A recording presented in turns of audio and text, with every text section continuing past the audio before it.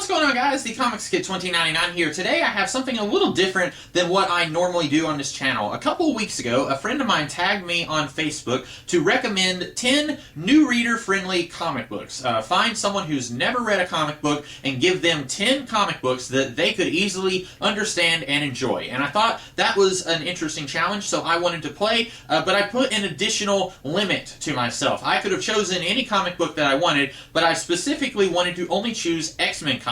The X-Men have a reputation for being very difficult to get into. There are people who read comics all the time and have read comics for years who have told me that the X-Men are not easy to get into. They've tried and they just can't get into it. And so I thought surely there are 10 graphic novels or trade paperbacks that I could give to someone who's never read a comic book before, and they could read these and enjoy them and understand them easily.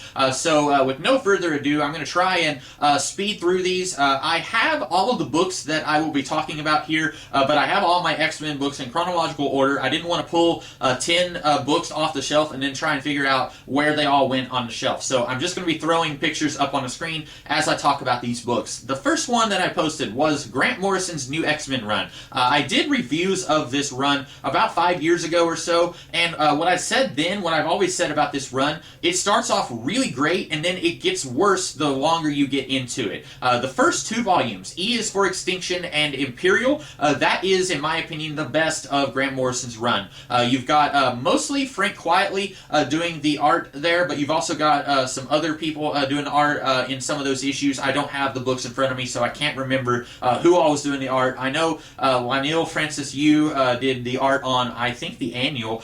So those two storylines, E is for Extinction and Imperial, that came right off the heels of the first X-Men movie, and it might have even started before the first X-Men movie. I'm not sure. I can't remember if the movie was what introduced the idea of the school actually having a large student body, or if that was Grant Morrison who came up with that idea and then it went into the movie. But you get to see that here. This mostly focuses on the adult X-Men. Once you get into the second half of the run, you start seeing some of the students in this run featured a little more heavily. But I really like this run. It introduces some cool new villains. I guess I say new because some of these bad guys, you've seen them in some form or another in other comics. Grant Morrison has said that he was very influenced by John Byrne, and there's something that happens in this run, not in the first two volumes, E is for Extinction or Imperial, but much later on in the run, there is something that I have seen that before in at least two other John Byrne stories. So I say new,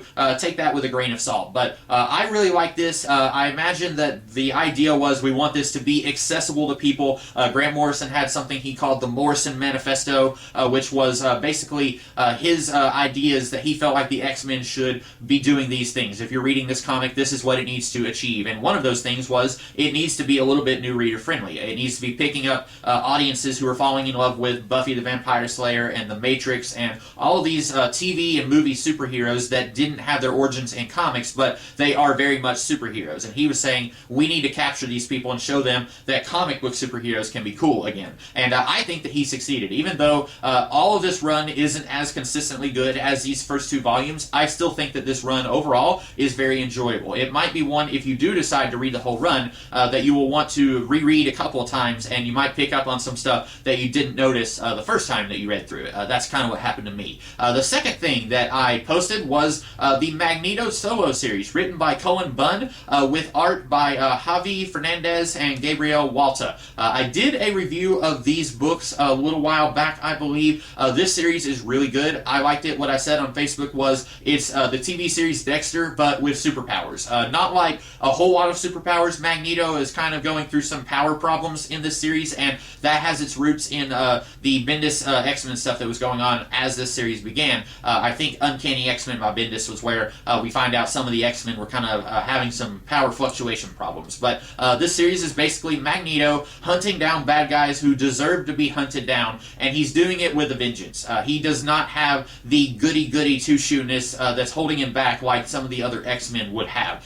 He knows what he is, and he knows what he needs to do, and he's going to do it. I like that. I really love the exploration of this character. I heard Cullen Bunn once say in an interview that at the end of the day, Magneto is a bad guy, and I don't agree with that. I think Magneto is a hard anti-hero. He will do some very bad things, but ultimately his goals are worthwhile. I don't consider him to be a villain like Mr. Sinister. That's a real bad guy. I don't consider Magneto to be a bad guy, but this series, written by Cullen Bunn, who said that, it examines him in the context of being an anti-hero. He is not a bad guy in this series. Despite what Cullen Bunn said, he said that once, but you read this series and you don't pick up on that. So I'm not trying to put words into his mouth, but looking at this series, Magneto doesn't feel like a bad guy to me. He does some stuff that's questionable, but at the end of the day, I still find this character to be very fascinating. I really love this. Magneto is one of my favorite X-Men characters anyway, so this is right up my alley, but I think I could hand this to somebody. If you are a fan of dark protagonists like Breaking Bad or Dexter, like I said earlier, you might really enjoy this series. The next thing, I have to look at my notes over here, the next thing that I posted was Wolverine and the X-Men by Jason Aaron. This series lasted, if you're getting trades, I think there were 8 trade paperbacks. This is another series that I did reviews of several years ago, and I really like this. If people who watch the X-Men movies are familiar with Wolverine as this gruff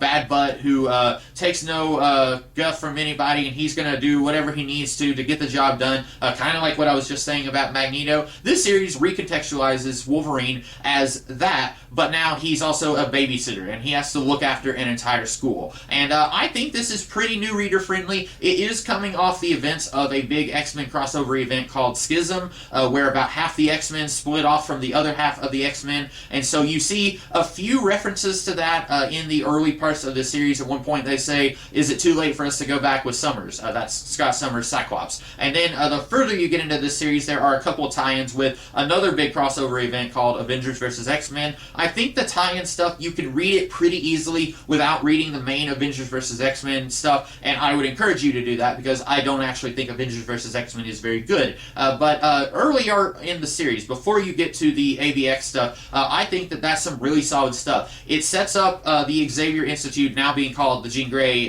Institute. It sets it up as being a weird place where weird and interesting stuff can happen. It's not just a building that happens to have superpowered people in it. It recontextualizes the Danger Room as being much more fun and enjoyable than it was before. It's a thing that can attack a student at any given time to keep them on their toes. At one point, it attacks Globe Herman and Julian Keller while they're in the bathroom. I thought that was really funny.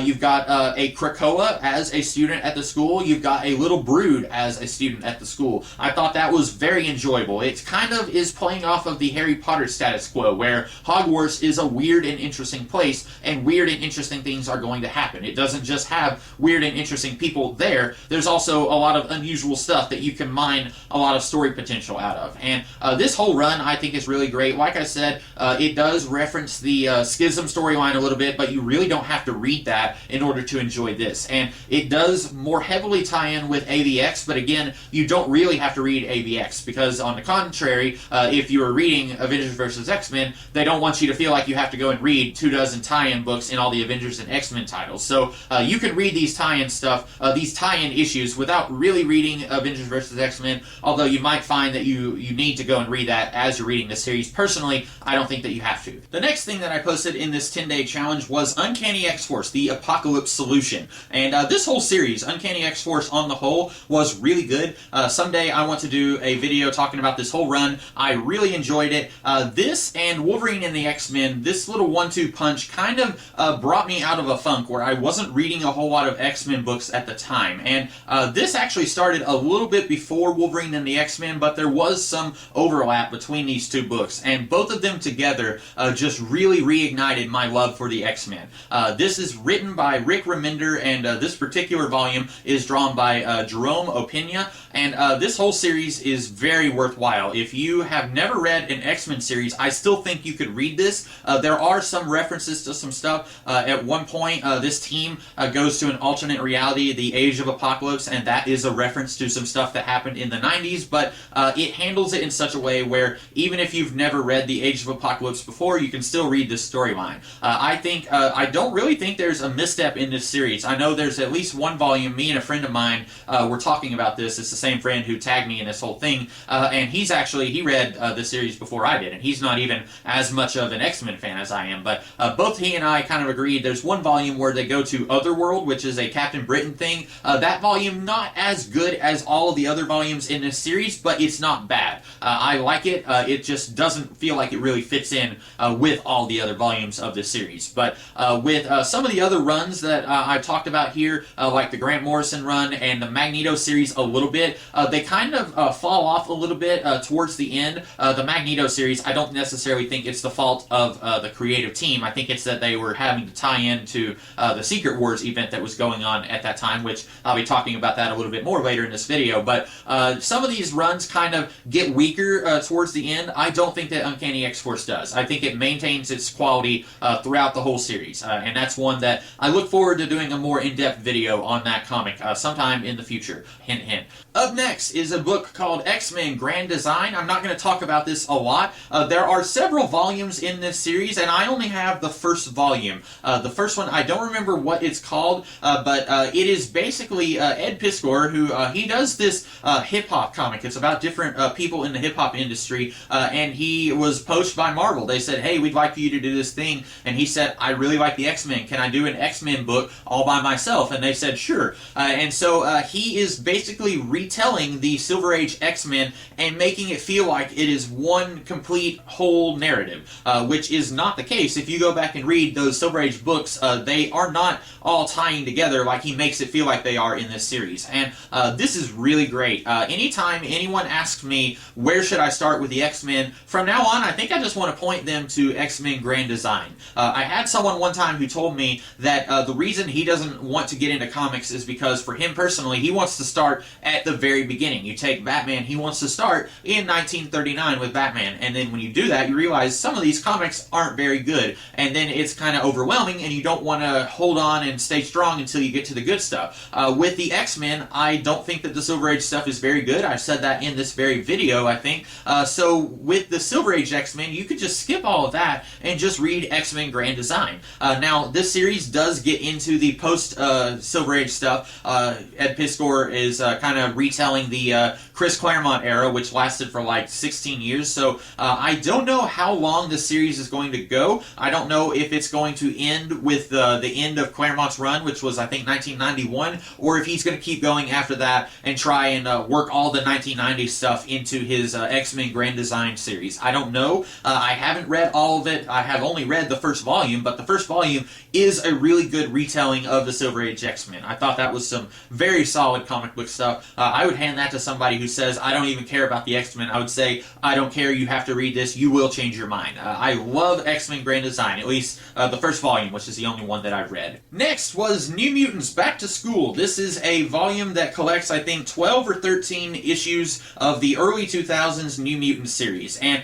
this was a series that started around the time when I was first getting into comics, and I absolutely loved it. I remember when the creative team switched from Christina Weir and Nunzio DePhillips. They were the writers on this series, and then it ended, and then there was a new series called New X-Men, not to be confused with Grant Morrison's New X-Men, with the same writers, DePhillips and Weir, and then they were on that series for about 16 issues, and then Chris Yost and Craig Kyle, they took over writing duties of New X-Men, and when they took over, the series became a very different thing, and I have reviewed all of the Kyle and Yost New X-Men stuff a long time ago. I wasn't a big fan of their take on the series. A lot of people who are defending what they did on the series, they would kind of give a backhanded slap to this series by DePhillips and Weir and say, it's not an action-packed superhero series. We want it to be more of a superhero series. And my thoughts on that were, if you want an X-Men superhero series, there are like 5 or 6 other X-Men books that you can get that kind of thing in. What I liked about the DePhillips and Weir stuff, starting here with Back to School, is that they really took the time to introduce these characters as characters. We get to know these people, and we get to know what makes them tick. I feel like I know David and Josh and Laurie. I feel like I know them as people. It doesn't introduce 5 or 6 superheroes who have laser breath and ice vision or something, and then you get to know them as people later on. It introduces them as people and does a really good job of that. And then after their run ended, you kind of throw all all these characters into the ringer. A lot of the characters who were introduced in this run end up kind of getting thrown to the wayside, unfortunately. I'm not here to diss on what came after, but I really liked New Mutants Back to School. If you look at the cover here, it is a little deceptive because this is showing the 1980s New Mutants series, and they are not heavily featured in this book. There are a couple of them, Karma and Danny Moonstar. They are main characters here as adult mentors to the younger kids, but the rest of them aren't really in the book that much, so it is a little odd to me that they chose that cover to advertise this and put it on the book, because people might expect those characters to be very major characters in this book, and they're really not. But if you want a series that's more about character interactions and character development, and there's still some superhero stuff, but that takes a backseat to the character building, I think you will really like this. I love this series. I'm really glad that now this whole series is available in trade. For a very long time, about 6 or 7 issues of this series was never collected. They collected the first 6 issues in a trade paperback, and then they skipped over the rest of this series and went into collecting the new X-Men stuff by DePhillips and Weir. Now all of it is collected in trade. I'm really excited about that. Next is Wolverine, Enemy of the State. I did a video on this one a little while back. I don't have a whole lot more to say. If you are used to Wolverine as being this awesome, unkillable bad bud who will do everything he can to help the good guys because deep down he's a good person even though he's a little bit grumpy, this is a book that's really going to blow your mind because Wolverine is still a good guy, and then you get to see what happens when he gets mind controlled by the bad guys, and now the good guys have to deal with this unkillable machine who's now working for the bad guys, and I loved it.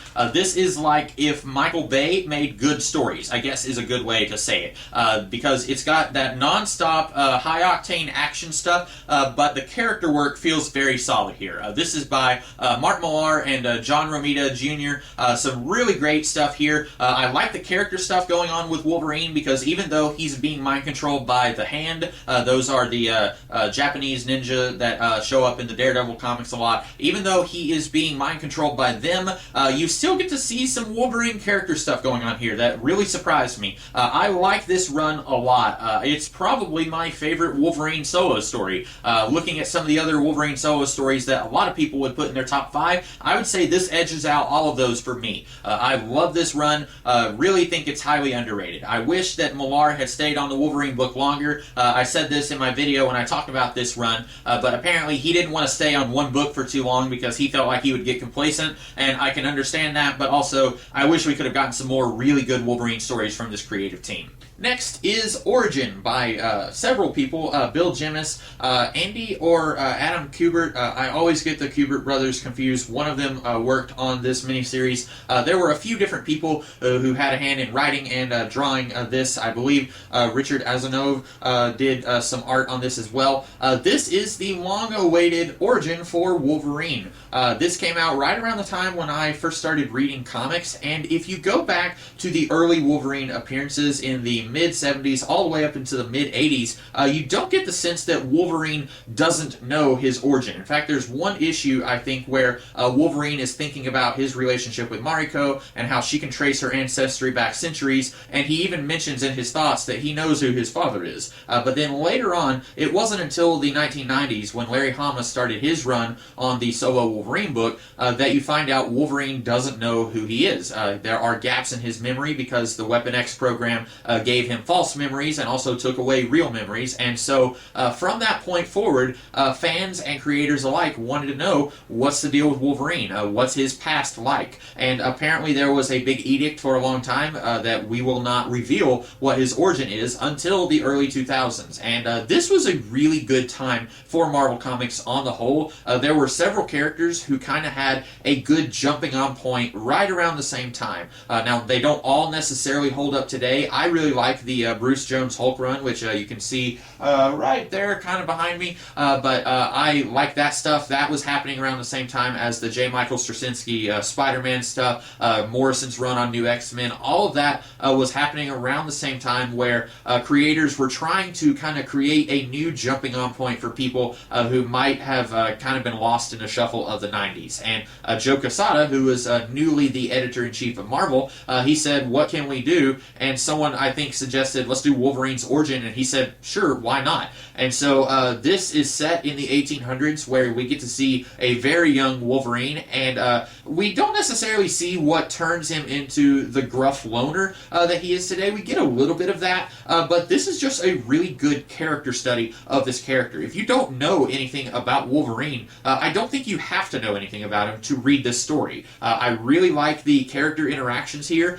In a way, this kind of feels like if you took a novel from the 1800s, like Frankenstein or Pride and Prejudice or Jane Eyre, and then did it as a 6-issue miniseries. That's kind of what this feels like. There is a little bit more punching and stuff going on here than there would be in one of those other books, but the tone feels very much like a story that actually came out at that time. I like that quite a bit. This is especially good for this video I'm doing because this doesn't have a whole lot of references to X-Men history. This doesn't even really have a lot of references to a lot of other characters in Wolverine's rogues gallery. There's a character here, Dog, who a lot of people thought was maybe Sabretooth. It's not. It's his own character. But you have a lot of characters here who don't really show up outside of this miniseries. So this stands alone better than probably anything else on this list. And I really like it. I know there are people who are probably a little older than me who enjoyed the Larry Hama Wolverine run, and they might have been disappointed by this because they spent 10 years building up in their mind what they thought Wolverine's origin would be like. But for me, since I read this when I was pretty young, like 11 or 12, whenever I first started getting into comics, one of my first graphic novels, trade paperback collections that I had, was called Fantastic Firsts, and it had the origin issues for most of the Marvel characters that you know. There were a couple of issues for Namor, a couple of issues for Nick Fury, there was a Hulk issue, a couple of Hank Pym issues, and then most of these issues are from the 60s, but then you had one issue. It was the first issue of Origin, this miniseries, and so I read this very early on, and I really liked it. I didn't know about the 10 years in Wolverine's solo series that he spent seeking answers for his past, and if I had that build up, maybe this would have disappointed me, but I think this stands very much on its own, and if you're a new person coming into the X-Men, you're not going to have all that preconceived build-up that a lot of people did. So I think this is very good. The art is great. The writing is very solid. You're going to read this, and you might even shed a tear. Number 9 is X-Men 92. I don't remember if I did videos on this series or not, but this is a sort of tie-in to a big summer crossover called Secret Wars that started and happened in 2015, I think. Basically, all of the multiverse was combined into one giant reality, and so all of these little mini-series that were tie-ins to Secret Wars were exploring some of these other realities that were merged together. And so I've never even read the main Secret Wars event, not this Secret Wars. There have been multiple Secret Wars books, and I've read them, but I haven't read the one that is tying into X-Men 92. And I still think that a lot of the tie-in stuff is really good, even not reading the main Secret Wars event. I really like X-Men 92.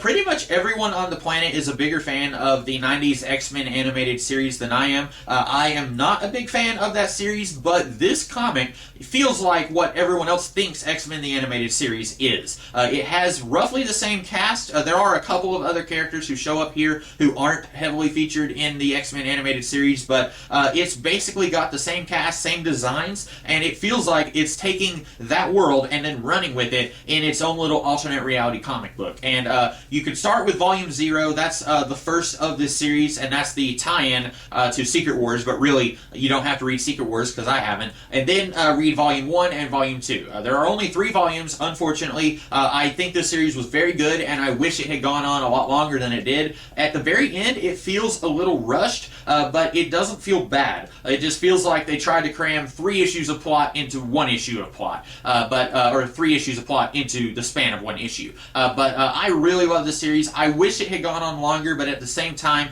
in the purpose of this video, trying to get someone who doesn't read a lot of comics to read some of this stuff, if this series had lasted 15 volumes, let's say, they probably wouldn't have been as apt to check it out. So this is something that if you love the X-Men and you know someone who might really enjoy this but they don't read a lot of comics, this would be one that you could probably give to someone, especially since there are a lot of people out there who have watched X-Men the animated series but have not read any X-Men comics. So this would definitely be a good backdoor pilot to get them into the world of the X-Men, I think. And the last one is The Age of Apocalypse. This one is the one I was not sure if I should include on this list. honest. If somebody had never read any X-Men books at all and they picked up the Age of Apocalypse omnibus, they might be a little bit confused. There is a lot going on in this event. There are a lot of characters to keep up with, but I think if you have seen the movie Back to the Future 2, if you can understand the concept of alternate realities and you go back in time and you screw with the past and then you change the present so that it's darker and it's an evil present,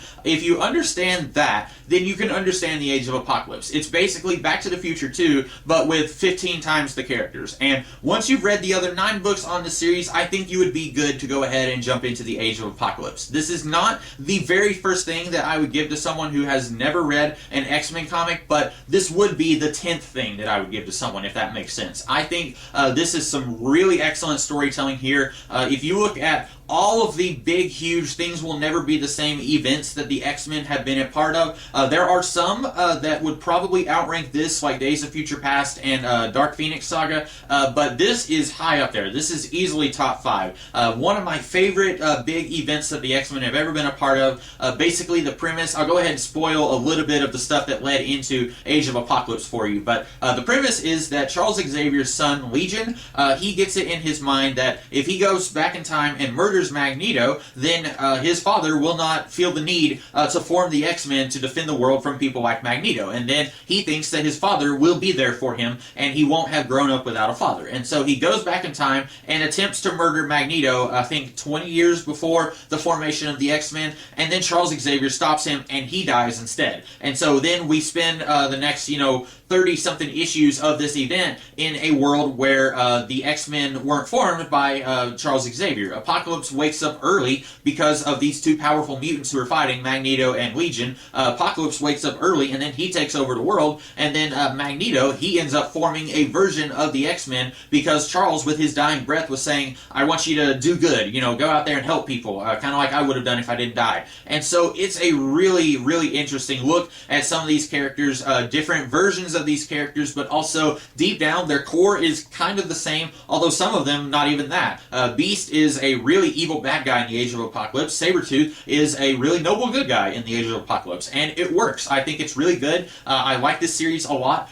If you're not sure how to get this series, I would recommend the Omnibus. That's probably got all the issues in the reading order that it needs to be read in. I do not own the Omnibus. What I have are the Age of Apocalypse complete editions. There's like 4 or 5 of those, and the problem with that is you start with the Legion quest, which is important with the Age of Apocalypse. That's what shows Legion kind of getting his idea, I need to go back in time, and then going back in time, the X-Men trying to stop him. It starts with the Legion quest, and then Volume 2 of the complete editions shows stuff that was happening in the Age of Apocalypse, like before the main Age of Apocalypse event. So it's really weird, the order that they have the complete editions in, so I would recommend get the Omnibus. I think that probably has everything in it that you need to read in the correct order that you need to read it. It would be a little expensive. If you see the Omnibus, it's going to be like 70 or 80 bucks, and you might say, whoa, I don't know about that, but it's a lot of comics. It's, like I said, 30 or 40 issues in that book, so I would say it's worth the money that you would put down.